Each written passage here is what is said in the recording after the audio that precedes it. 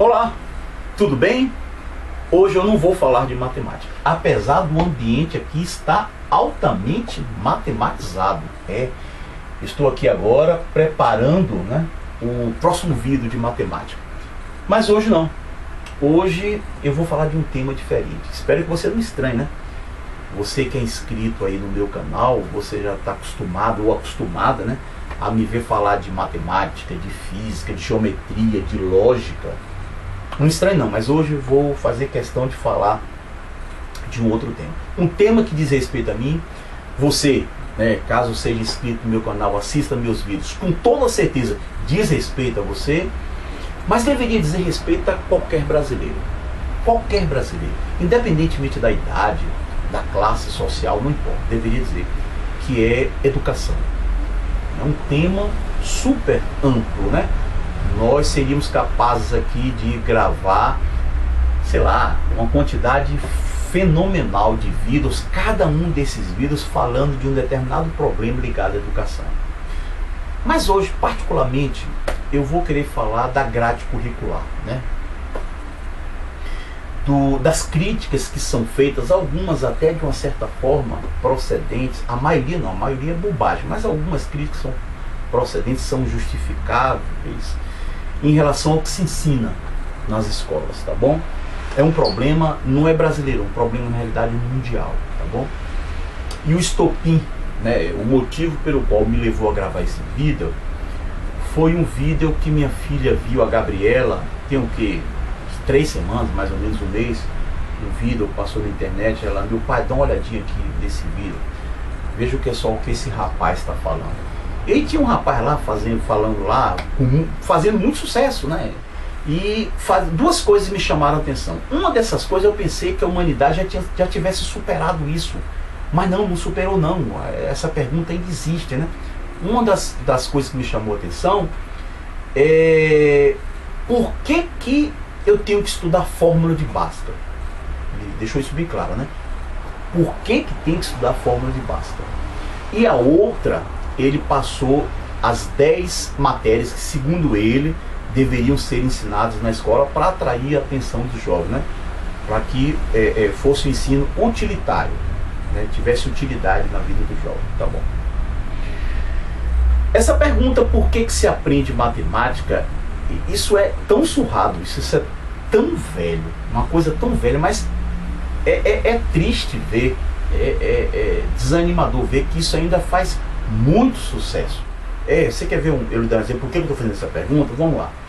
No início da década de 90, foi o que a Polônia fez. Eles decidiram tirar a matemática do ensino médio. Foi uma decisão, Pois bem, 10 anos depois, no final da década, eles voltaram atrás. Por quê? Foi o que aconteceu? Poxa, logo matemática, eles tiraram a fórmula de Bhaskara e depois voltaram. Eles fizeram isso. Eles perceberam que essa atitude estava provocando problemas na formação de engenheiros lá para a indústria polonesa.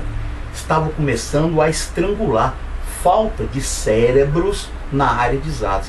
E aí eles perceberam, olha, fizemos bobagem, vamos recolocar a matemática. Quer dizer, poxa, não sei, quem faz esse tipo de sucesso gravando vídeos perguntando por que tem que se aprender matemática, eu não sei porque, eu acredito sinceramente que essas pessoas que fazem esses vídeos, essas pessoas têm essa informação, por exemplo, da Polônia. Portanto, fazem esse vídeo porque tem público para isso. A internet é formada por uma quantidade incrível de públicos distintos, diferentes, Parece, ao que tudo indica, que um desses públicos extremamente numeroso é aquele pessoal que, por uma questão doutrinária, quase que beirando mesmo uma posição religiosa, contra qualquer forma de estudo, de frequentar a escola, de ler, de escrever, de colocar o cérebro para funcionar. Então, essas pessoas que produzem esse tipo de vídeo, fazendo esse tipo de pergunta já sem graça, surrada, fazem muito sucesso. É complicado. Porque a informação de que a Polônia voltou atrás, essas pessoas que produzem esses vídeos, eles têm essa informação. Mas mesmo assim produzem esse vídeo que é por uma questão de um sucesso. Agora é um sucesso fácil, sucesso assim imediato, instantâneo, né? Então o que a gente vai falar é o seguinte: os primeiros 90% desse vídeo eu vou passar para você somente dados, eu vou passar fatos, viu? Eu vou me ater a estatísticas, aos números. Os 10% finais eu vou dar a minha opinião. Tá combinado? Então vamos lá, olha só. Vamos pegar os 10 maiores IDHs do mundo. Não é PIB. Eu não estou falando de PIB. Porque se nós partirmos para o PIB, o PIB, o número lá, frio, aquele número frio, ele pode levar você a certos enganos. Você quer ver um exemplo? Vamos lá. Em 2013, perdão, os dados de 2014 ainda não foram divulgados. Mas em 2013, o Brasil tinha um 7º PIB. Nós éramos detentores do 7º PIB no mundo. E nós estávamos à frente de 2 países que me chamaram a atenção. A Itália e o Canadá. Pasmem, o nosso PIB era maior do que o do Canadá. Se nós formos analisar friamente esse número, nós poderemos cometer o engano de achar que a vida no Brasil é melhor do que a do Canadá. O Brasil era o 7º, o Canadá era o 11º, a Itália era o 8º. Poxa, quer dizer então, pelo PIB nós temos uma educação melhor do que a canadense, a segurança, a saúde é melhor, a qualidade de vida do brasileiro é melhor do que a qualidade de vida do canadense. Então, não vamos para o PIB não. Vamos para o IDH, que é algo mais confiável. Você tem certos parâmetros que dizem mais respeito à educação, tá bom?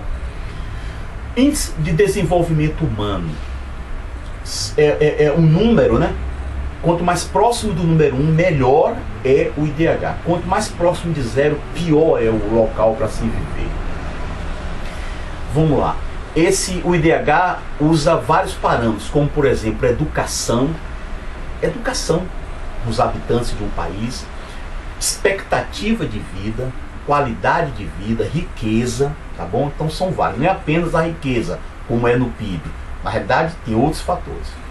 E aí eu vou pedir a Annelise para colocar aí agora, eu não lembro de todos, muito menos na ordem, mas nós temos a Noruega, é o primeiro colocado. Por 5 anos consecutivos, eles mantêm o posto de campeão do IDH. Mas você tem a Holanda, você tem a Suíça, você tem os Estados Unidos, você tem o Canadá. O Brasil está na posição 79. Você tem o Canadá, você tem a Alemanha, não é isso mesmo? Então, na realidade, esses 10 países detêm as 10 melhores qualidades de vida, tá bom? Agora a pergunta que eu faço para você é a seguinte: olha só, esse pessoal que chegou ao posto onde chegou, dos 10 maiores IDH, esse pessoal chegou lá fazendo o quê? Alguns desses países, por sinal, começou a se desenvolver a partir da segunda metade do século passado. Olha só. Então é uma coisa muito recente. Mas eles conseguiram chegar a esse posto graças a quê? Ao estudo, ao sistema de estudo. Estudando essas matérias que são consideradas obsoletas, ultrapassadas. Matemática, física, química, biologia, história, ciências. Então é complicado. Você quer ver o seguinte? Vamos fazer a seguinte proposta? Olha só. Vamos chegar para esse pessoal, os 10 países, e fazer a seguinte proposta para eles. Observe. Ô turma, é o seguinte, olha, nós aqui do mundo subdesenvolvido, nós chegamos à conclusão de que estudar matemática tá por fora, não leva ninguém. Estudar a Revolução Francesa, muito isso aí então, nem se fala, né? Olha, vamos fazer o seguinte, vocês vão pegar todo esse sistema seu de ensino que levaram vocês à riqueza, vão embrulhar, vão cavar um buraco bem grande, mas muito profundo mesmo, para não haver risco de escapar, vai enterrar e tampar e a gente começa do zero. Então vamos voltar lá para as cavernas, tá bom? E aí, pergunta isso aí, se eles querem, se eles topam. Isso quer dizer então que o sistema de ensino o sistema escolar que levaram eles ao ponto que eles chegaram é perfeito? É claro que não. Apresenta problema há muito tempo. Precisa ser reformulado? Já deveria ter sido reformulado. É claro. Mas daí você pegar e abolir, como particularmente falando, abolir a matemática, é complicado isso. Nenhum desses 10 países, nenhum deles abdicaram, abriram mão de ter uma reserva de cérebros na área de exatas, na área de tecnologia. Não dá para você fazer isso.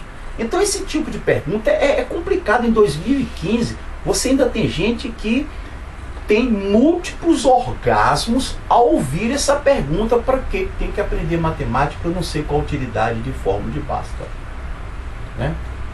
Inclusive um deles, curioso, um deles até, não foi esse rapaz não, foi um outro. Ele chegou na frente do vidro e perguntou: eu não sei por que Bhaskara teve que inventar a fórmula de Bhaskara. Meu Deus, quem foi que disse a esse rapaz que Bhaskara inventou a fórmula de Bhaskara? Mesmo porque lá no século XII, né, depois de Cristo, a época em que Bhaskara viveu, não existia essa história de fórmulas matemáticas tais quais nós conhecemos hoje. Não existia essa ideia de fórmula matemática. Bhaskara não inventou a fórmula de Bhaskara.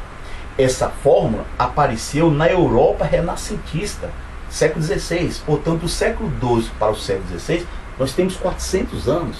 Então a pessoa vai para frente da câmara, grava o vídeo e pergunta por que Bhaskara inventou a fórmula de Bhaskara. Sabe o que isso me lembra? Isso me lembra muito o Marcelo Nova, né? O filósofo Marcelo Nova, né? Na versão, numa versão que ele fez da música de Raul Seixas, Ouro de Tolo. Ele fez essa versão e no final ele faz uma pergunta que lembra muito isso, né? Faz uma pergunta não, ele faz uma afirmativa, né? Falta é cultura para cuspir na estrutura. Então as pessoas querem cuspir na estrutura, querem fazer crítica, no caso aí, ao estudo, mas antes elas não estudam. E não precisa você ser formado. Não estou falando de diploma superior, nada disso. Eu não estou falando de discurso da autoridade, aquela coisa estúpida que só quem tem razão, só quem sabe é quem tem um diploma, um nível superior. Não é isso não. Quando você estuda filosofia, você vê lá o absurdo que é o discurso da autoridade, você só dá ouvidos a quem é formado. Não, que bom que você vê pessoas simples falando coisas até com sapiência, tá bom? Agora o interessante é quando você vai emitir uma opinião, pesquise antes, estude, ou seja, tenha cultura para cuspir na estrutura. Não dá para você cuspir só por cuspir. Aí você produz coisas, no mínimo, risíveis. Como você sugerir por que tem que estudar matemática, sugerir tirar matemática, e você vê o que aconteceu com a Polônia. É isso mesmo? Esse sistema está desgastado? É claro que está. Está caduco? Claro. Trouxe problemas? Com toda certeza trouxe problemas. Esse sistema de ensino que tem no mundo, ele assim caiu no colo da burguesia ascendente, né, no processo de ascensão, de acumulação de capitais, lá na Revolução Industrial, final do século XVIII, início do século XIX. E aí eles perceberam, olha, peraí, vem cá, olha, uma excelente oportunidade, né? Vamos pegar esse sistema, né, escolar, vamos aplicar as massas, porque aí você tem as massas razoavelmente instruídas, elas vão trabalhar a nosso favor, né? E é o que você tem, é isso mesmo? É um sistema de ensino que visa unicamente a servir ao capitalismo, a acumulação de capitais, ou seja, o culto ao Deus grana, ao Deus money, ao Deus dinheiro, né? É muito perigoso isso, perigosíssimo, quando você serve apenas ao capitalismo.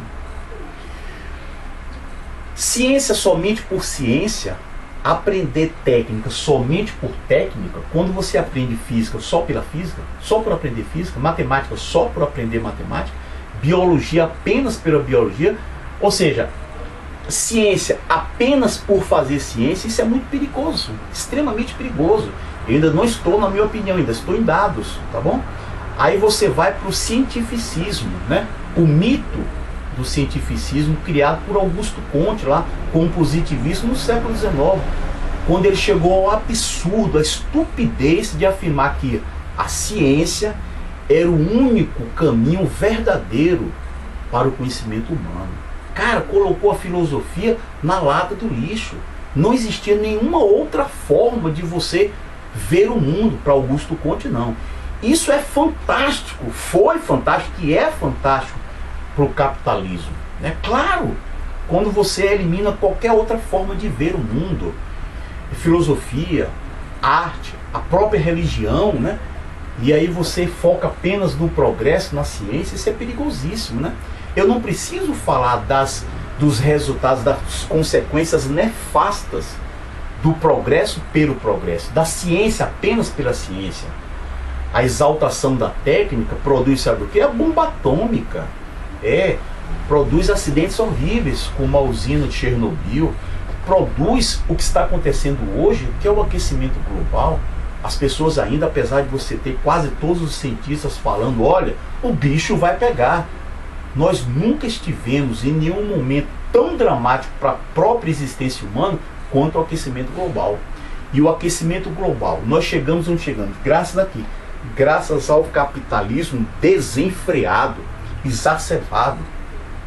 É o lucro apenas pelo lucro.